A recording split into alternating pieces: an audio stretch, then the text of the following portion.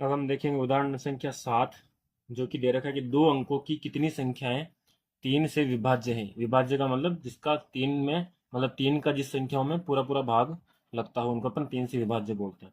ठीक है ना। तो दो अंकों की कितनी संख्या जो है वो जिनका तीन में पूरा पूरा भाग लगता है, ये अपन को बताना है। सबसे पहली कंडीशन है कि जो संख्या है वो दो अंक वाली होनी चाहिए, है ना। तो दो अंक की सबसे छोटी संख्या क्या होती है? 10 होती है। और 10 में तीन का भाग लगता नहीं है। फिर उसके बाद 11, तो 11 में भी नहीं लगता। उसके बाद 12, तो 12 में तीन का भाग लगता है। तो दो अंकों की सबसे छोटी संख्या जिसमें तीन का भाग लगता है ना। दो अंकों की सबसे छोटी संख्या जो तीन से विभाज्य है वो है 12। ठीक है। तो सबसे पहले अपन लिखेंगे कि दो, वो कौन सी संख्या अपने पास? 12। तो अपन यहाँ पे लिख देंगे 12। ठीक है।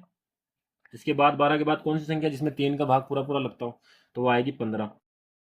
15 के बाद 18। ठीक है। 18 के बाद 21, दो अंकों की संख्या। इस तरह से ये चलती जाएगी कहाँ तक? दो अंक की होनी चाहिए, तीन अंक की नहीं होनी चाहिए। तो दो अंक की सबसे बड़ी संख्या है अपने पास 99। ठीक है ना, क्योंकि उसके बाद जो 100 है वो तीन अंक की संख्या बन जाएगी, तीन अंक की सबसे छोटी संख्या। तो दो अंक की सबसे बड़ी संख्या कौन है? 99 है। तो 99 में तीन का भाग लगता है, लगता है ना। यानी 99 जो है वो तीन से विभाज्य है। तो यहाँ पर अंतिम पद क्या हो जाएगा अपने पास? 99। ठीक है, जो कि अपन को दे रखा है एन का मान। हमें बताना है कि कितनी संख्या है, यानी ये पदों की संख्या अपन को बतानी है कि ये कितनी संख्या है। पद का मान तो अपन को दे रखा है, पद की संख्या अपन को बतानी है। यानी एन का मान तो है 99, लेकिन अपन को क्या निकालना है? एन निकालना है। ठीक है। तो इस तरह से अपन को इस क्वेश्चन को सोल्व करना है। तो यहाँ पे देखो ये केपी बन गई है, 12, 15, 18, 21, है ना। और इसका सार अंतर क्या है? तीन है कि 12 में तीन जोड़ा तो 15, 15 में तीन जोड़ा 18, 18 में तीन जोड़ा 21, ऐसे। ठीक है ना। तो अगर अपन सार अंतर अगर नियम सूत्र के हिसाब से निकाले तो भी तीन आएगा। 15 माइनस 12 3, 18 माइनस 15 3।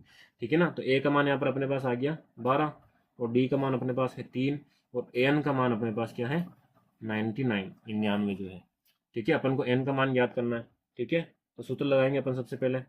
ए एन बराबर, सूत्र क्या होता है? A plus n minus one into D.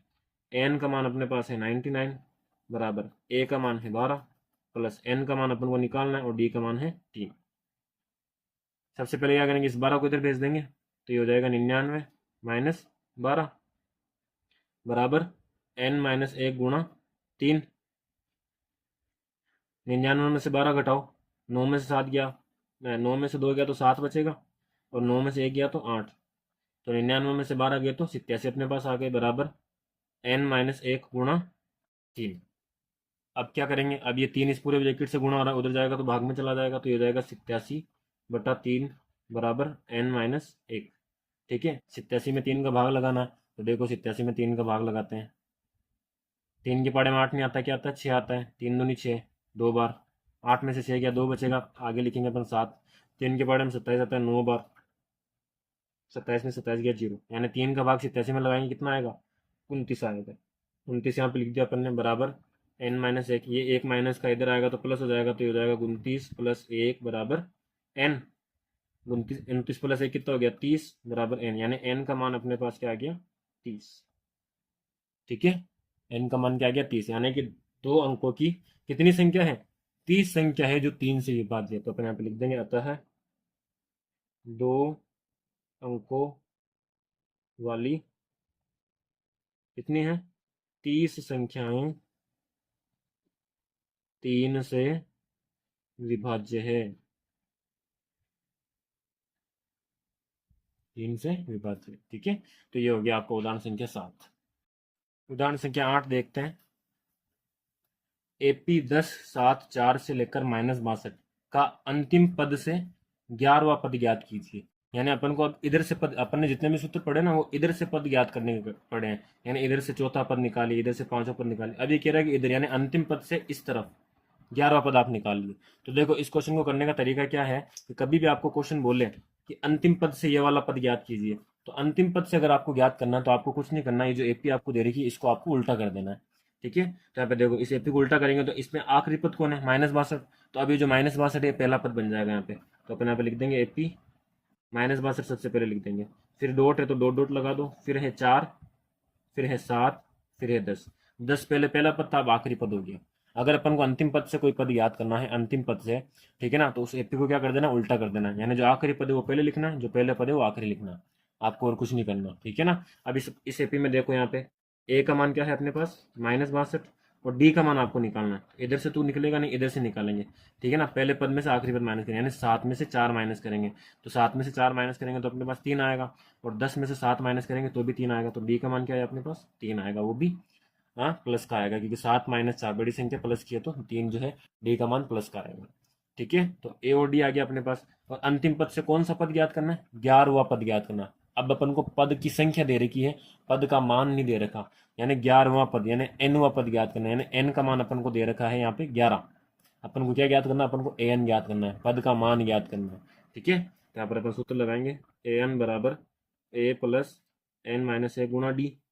A N का मान अपन को ज्ञात करना है, ए का मान है -62 प्लस एन का मान है 11वां पद ज्ञात करना है, तो एन का मान क्या है 11 माइनस 1 गुणा डी, डी का मान है 3।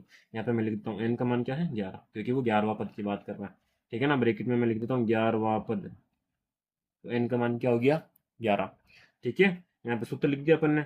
अब ए एन है, तो ए एन बराबर -62 प्लस 11 माइनस 1, 11 माइनस 1 कितना हो गया 10, यहाँ पे कौन है गुणा 3, तो ये हो जाएगा ए एन बराबर -62 प्लस 10 गुणा 3 कितना हो गया 30।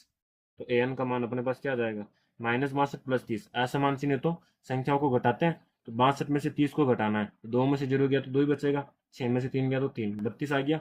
और बड़ी संख्या कौन सी माइनस की, तो यहाँ पे क्या लग जाएगा माइनस, यानी कि ए एन का मान क्या आ गया अपने पास माइनस आ गया, ठीक है ना। तो इस एपी का अंतिम पद से 11वां पद क्या है -32 है, ठीक है ना। तो अपन लिख देंगे उपयुक्त एपी का, उपयुक्त एपी का अंतिम पद से, अंतिम पद से 11वां पद -32 है, ठीक है। तो उम्मीद है आपको ये क्वेश्चन समझ में आया। इस वीडियो को लाइक और शेयर करना ना भूलें, शेयर करना बहुत ज़रूरी है, ठीक है ना, और लाइक करना भी बहुत ज़रूरी है, ठीक है। तो लाइक और शेयर करना कभी भी ना भूलें।